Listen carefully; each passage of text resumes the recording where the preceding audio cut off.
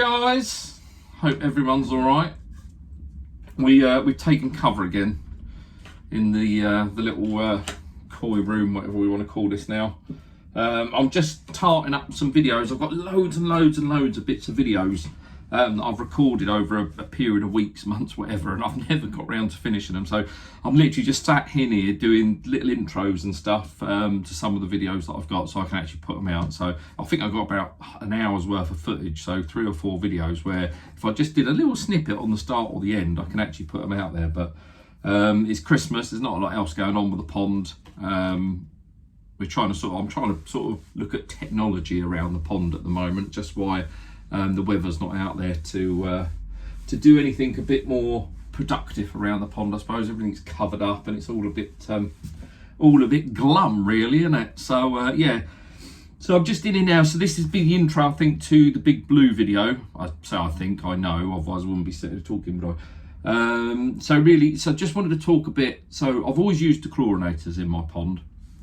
On my early on in my pond journey, I had an Evolution Aqua dechlorinator, carbon dechlorinator, tiny little thing it was.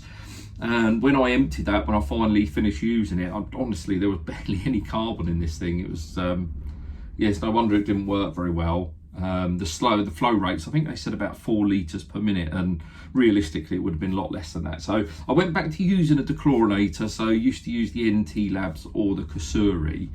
And I always thought, this is great. I'm dechlorinating the water. I also went for a stint watching Seabers and some of my friends. They were using the sodium thiothincylate, whatever it's called. I'll put the name at the bottom. And even with the Chlorine and the NT Labs, I sort of doing the pond, doing the water changes. So I do want to move across to a trickle in, trickle out at some stage in 2025, get that right. But for now, I thought I'm using a dechlorinator. I'm doing the right thing. But a fish would always still flash. So I'd do the water change, I'd get flashing fish for a couple of days after, and it really sort of drives me mad. Anyway, been to a couple of shows now and caught up with Finch Filtration, and let it be said, Andy is an absolute fantastic guy. I've literally hammered him with questions over Messenger probably the last month or so, saying that I've got to improve the water that I'm putting into the pond out of my source, out of the tap. And I had so many questions and God knows what else. And in the end, I sent him. Well, I didn't send him. He sorted out a water sample for me. As I say, from the tap. And although I've been using the dechlorinator, which is taking out the chlorine in the water, which is a positive, there was a lot more going on. Oops, sorry about that, the phone's going off. Ironically, chlorine was okay when I tested in my pond, so only using DPD4, DP4D, whatever they're called, tablets, and I could get it to a point where there was no trace. If I used plenty of dechlorinator, there was no trace, but as I say, I was still getting this flashing. So Andy looked at my water, and one of the things that he didn't raise concerns. At no point did he use scare tactics or anything, and there was no salesmanship or anything there. You know, he was just genuinely trying to help, and the information he gave me was absolutely incredible. And I ended up buying a Big Blue, hence this video, and honestly it's a game changer. It's one of the best things I've done for relatively little spend compared to other pond stuff and technology. Yeah, it was really good. So anyway, a bit about this sample. So I've got you on my son's phone right now, which is probably why he's got an older iPhone. The quality is probably not quite as good as it was, but this is the message that I received once he looked at my sample. So the chlorine content was actually lower than the average in his experience, which was really positive, but it explained why I was still getting a 0 for chlorine on my testing, but I was still having issues with the fish. So he said that there's three readings on my report: the minimum, average, and maximum. My total chlorine was 0.3, but the maximum across that was 0.76. Now, funnily enough, we have had problems with our water. We went through a massive was going to say drought, wasn't a drought, they didn't maintain the pipe, it burst, and we had a whole week without water, and we saw chlorine levels go through the absolute roof. But mine's about 0.3 average now, and he was saying the average that he comes across is about 0.44 milligrams per litre around the country. The next thing is what is more important in terms of why I'm getting the issues with the fish or the flashing, etc. after I've done the water changes. So aluminium was one of the things he looked at. So the maximum amount of aluminium that is detrimental to a koi is 15 parts per billion. My supply was about 15.95, so I'm up, but more frighteningly so, that was the average. But at the highest point in my sample, bear in mind 15 parts per billion is detrimental to koi, I was 39.93 parts per billion. Copper was looked at, so maximum amount of copper that is detrimental to koi again is around 15 parts per billion. My average in my sample was 14.9, but there were peaks of 65 parts per billion. So 15 is the detrimental, well, where it becomes detrimental to koi's health. I was at 65. Good news is iron and lead were fine, which is we've got a lot of lead pipe work in this area. As I say, it's quite an archaic system, and Southern Water have done absolutely feck all to improve it, really. But yeah, so obviously a lot of metals. Anyway, as soon as I added the Big Blue, so I went with a Big Blue, I went for their 36 inch by 9 inch, I think it is, pre-filter, and I went for the bone char on Andy's recommendation. Since using it, I've seen an absolute game change. When I change the water now, even doing lump water changes weekly rather than trickle in, trickle out, I'm actually putting the water in, trickling the water in through the Big Blue, and I'm seeing no flashing at all. It's been a massive improvement, so I'd definitely worth recommend having a chat with Andy at Finch Filtration. This isn't a sales pitch, this isn't a sponsored video or anything like that, but genuinely from my own experience, quite a novice hobbyist, Andy has been absolutely superb, and I've learned a lot about the things that are detrimental to koi or what can cause flashing or cause issues in the pond when it comes to my source water. So we'll pan over now. I think we'll go across to me fitting it. But yeah, definitely something I'd recommend. Give it a look, give it a whirl. Let's crack on. That's my wife going to the bin. Thanks. So this is today's weather. Hence why we're gonna we'll do the video inside, I think. Yeah, it's a bit bad. Right, so we've got our old clothes on, got work clothes on, brought the tools down. You would have guessed by now, given, oh, lights are on.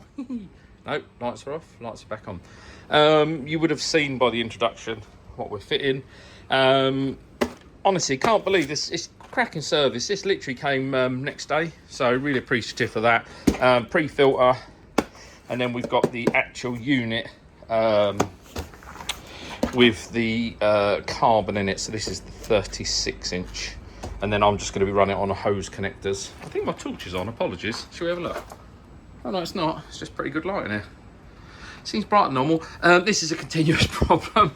The condensation, obviously this bit, or not obviously, but this bit of roof, it doesn't have the cover that the rest of it has. So this is all ply lined. That wasn't, because it used to be the cutout for the window. And to be fair, I'm thinking of putting the window back in there for the summer. But what it does do is any heat rising from the pond, because we should be at around 20 degrees, which we are. It's fantabulous. It does create a lot of condensation, and because that's bitumen roofing, what I didn't want is the water going in the pond, because it will stain it and possibly affect the koi. So this is acting as a catch tank at the moment, and then weekly, a couple of times a week, I empty it with a bowl. That was a stone that I trod on then, that was not my backside. So anyway, let's get this uncovered. I'll show you. I bought the tripod down today. No, not that one. Dirty lot.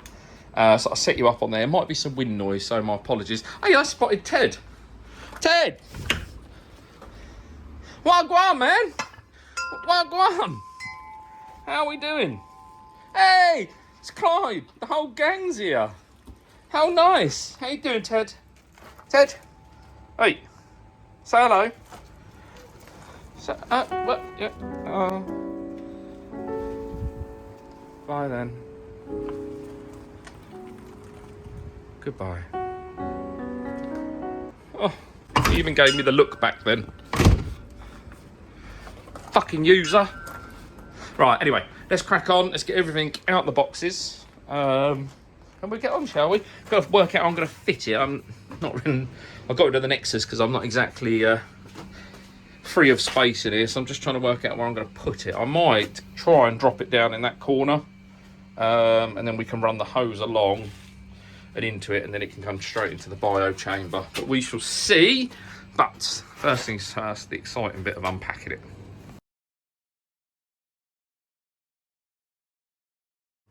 All right, there we go. That's what's in the box.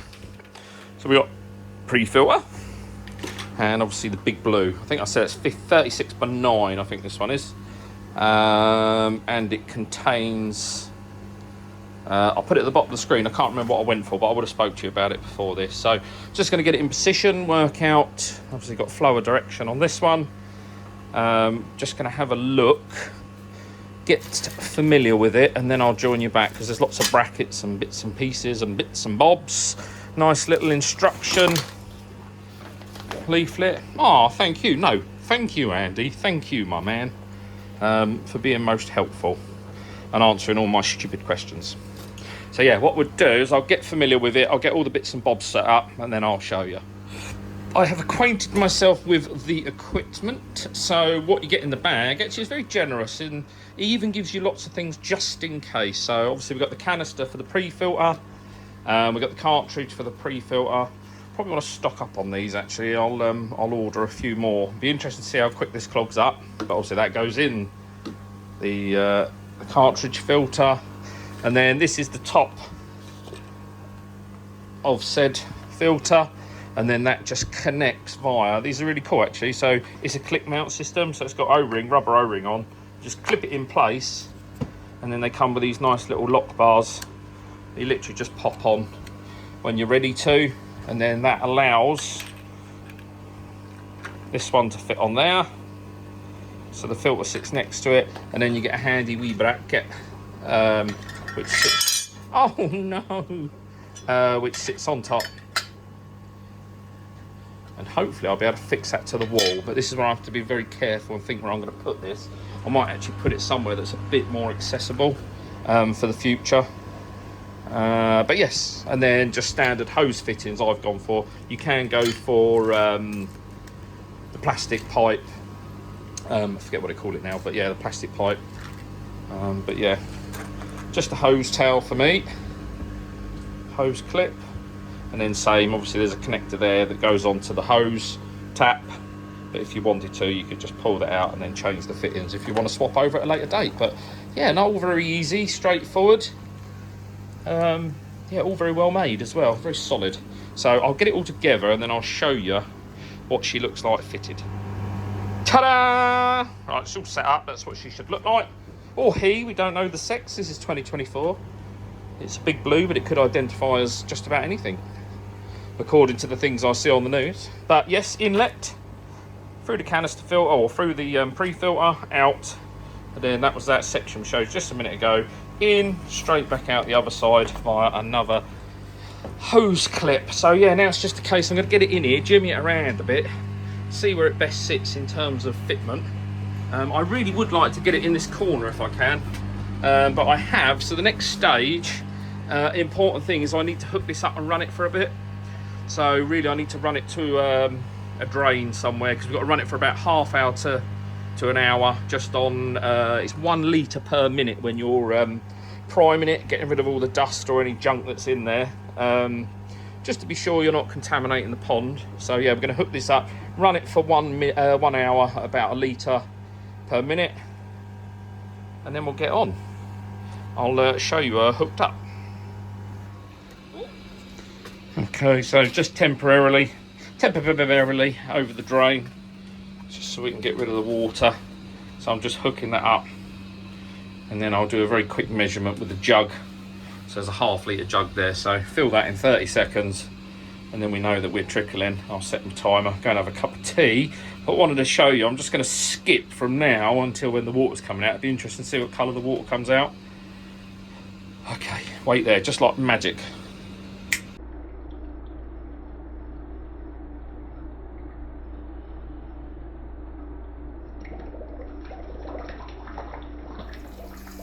So that's running just a nudge under a litre per minute. Water that comes out, I mean this jug's filthy, it's so stained, but it's pretty clear to be fair. Really surprised me how long it took, even on full belt. How much water goes into one of these canisters, it's really surprising. But yeah, I've set the timer, we're going to leave this half hour, come back, inspect it, and then give it a bit longer if we need to. But ta-da! Bingo! Right, it's all in. So all I've done, I was going to put it over the back, but yeah, I want to keep it accessible really if there's ever any problems, maintenance, etc. So all it's got then is just a pipe, a bit of hose, comes around into the bio unit. I've just got to lock the end of that off a little bit. Yeah, that's it, done. Really happy with that. So if you haven't got yourself one, as I said, for the reasons earlier, they're worth getting. Yes, a bit of an outlay to start with, but in the chlorinator alone, it's going to save me an absolute fortune. You know, it's thousands and thousands of litres that I'm dechlorinating over a period of a year. So, yeah, no, good investment. Obviously, keep an eye on your chlorine levels still once you've got one. Other than that, let it settle in and enjoy not using the chlorinator anymore. I am well happy with that. And with that, I'm going back outside into the wind. Catch you later.